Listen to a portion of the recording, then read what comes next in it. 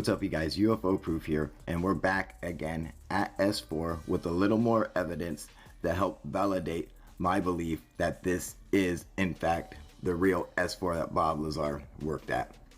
So, we're going to start off with the area and what I believe are the hangar doors. Now, here is an artist rendering of the base that Bob Lazar had commissioned years ago, maybe 30 years ago. Like right after his story came out, he had this commission to give a detailed description of the S-4 base, what it looked like, and the location that it was in and everything. So this is the best we have. Now, right here, I believe, are the hangar doors. And what adds credence to this is that if you look in the drawing, the artist rendering that he did, you can see how the mountains in the background kind of go down. And then right in front of the hangar doors, the same shape is kind of designed, how it goes from big to small in this kind of, stacking formation. But what's even better than that is if you look at the concrete slab that's out in front of the hangar doors, you will see a grid pattern that's on there. And if you look closely at the drawing that he had done, there is a grid pattern directly in front of the hangar doors. Just like the concrete pad that we see here, you see the exact same grid pattern directly in front of the hangar doors, right by the mountain or the cliff or whatever that goes from high to small or from tall to little. Right there, I mean, basically everything about that drawing lines up with what we see here.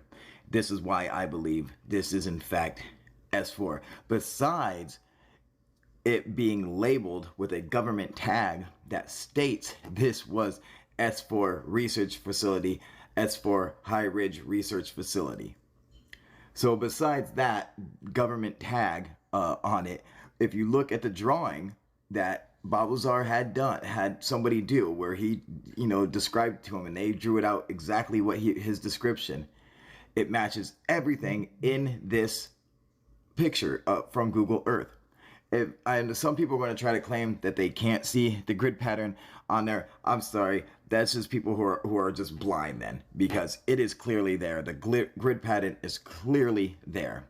And to show you guys something else, another piece of evidence, this is a photo of an actual hangar bay where they keep aircraft.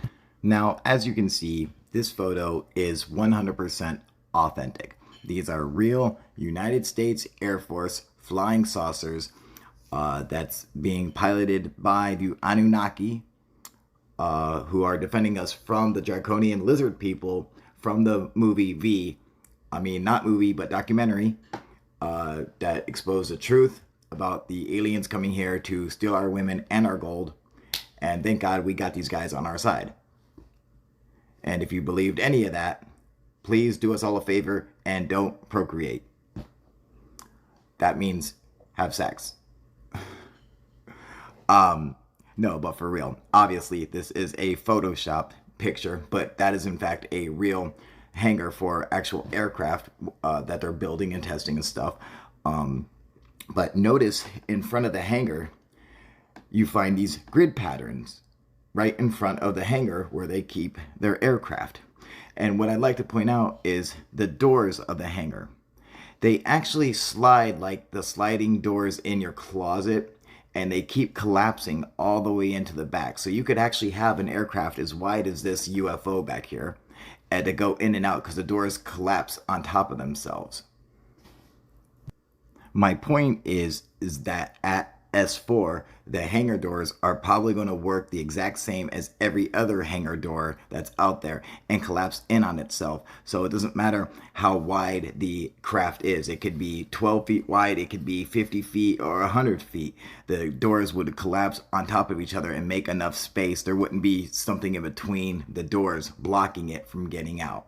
So it's not just like a regular door. That's not how hangar doors work. And if you do a little research, you'll discover that. Unfortunately, we have a bunch of naysayers out there who like to think that they've already came and debunked this whole S-4 site because the hangar doors aren't wide enough to let a UFO in or out. Unfortunately, they didn't take the time to go research how hangar doors actually work at an actual Air Force base where they construct and test actual aircraft, because if they did, they would realize that that is how hangar doors actually open. They open like the closet doors where they keep stacking behind each other to make it as wide or as little space as they need. So if you take a little bit of time to actually research instead of just jumping on the first thing that you think, oh, I got them. No, you didn't get anything. You just made yourself look like an idiot again, because this is how hangar doors work. Moving on. Between December of '88 and April of '89, I worked as a senior staff physicist in what has to be the most secret project in history. My place of work was a facility at an area known as S-4 on the Nellis Air Force Range in central Nevada. Area S-4 is located approximately 15 miles south of the infamous Area 51 installation at Groom Lake, where the U-2 and SR-71 spy planes So now were developed. let's listen to Bob Lazar describe where S-4 is. And got in a plane at the airport, flew to Groom Lake, where I deplaned and waited for a bus, and the bus drove me down to S-4. The S-4 facility is an area just off the Papoose lake bed, dry lake bed. So I'd like to point out that that is Bob's best description of the location of S-4, is him saying it's just off of the dry lake bed.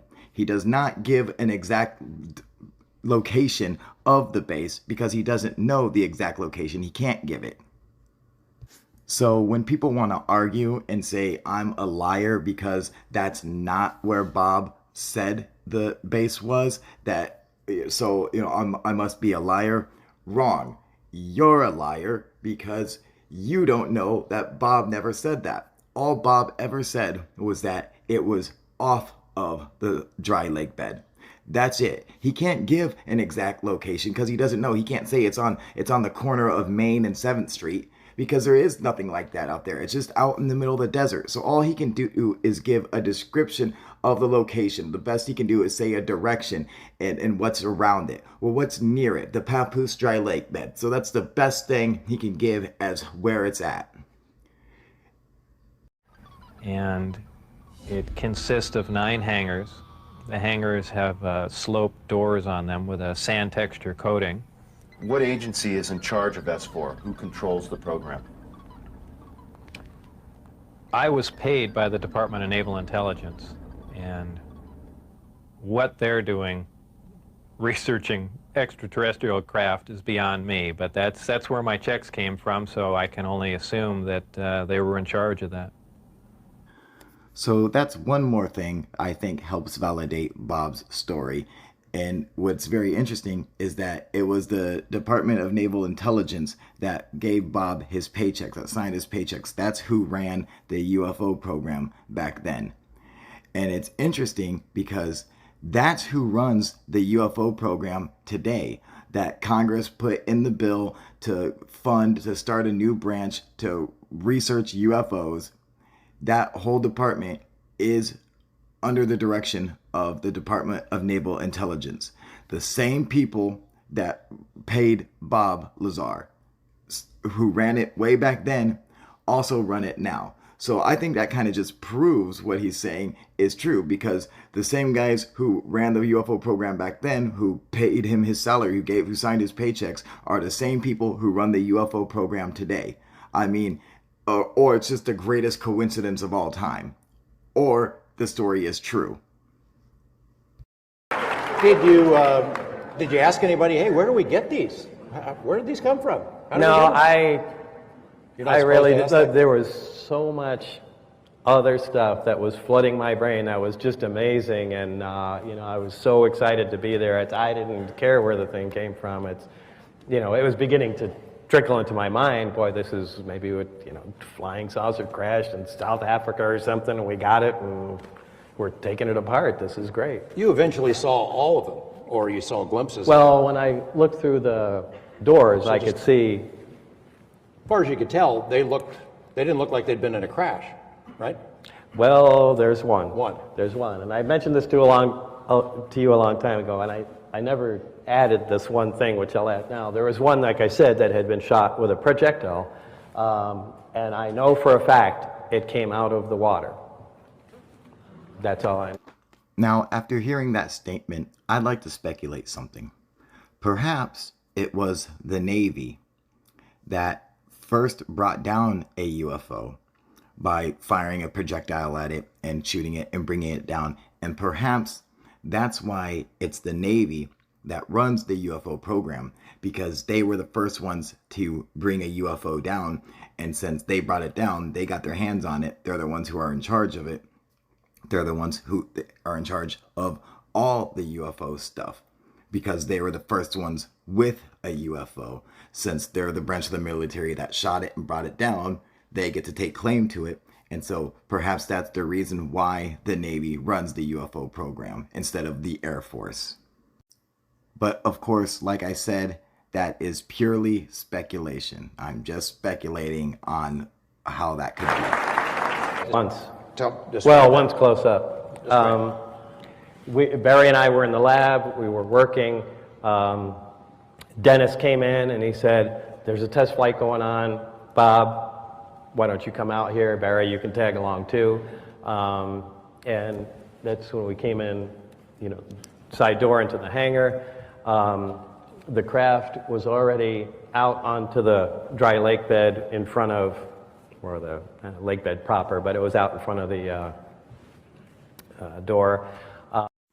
So notice right there when he said the craft was out there on the lake bed. Well, not the lake bed proper, but right in front of the door.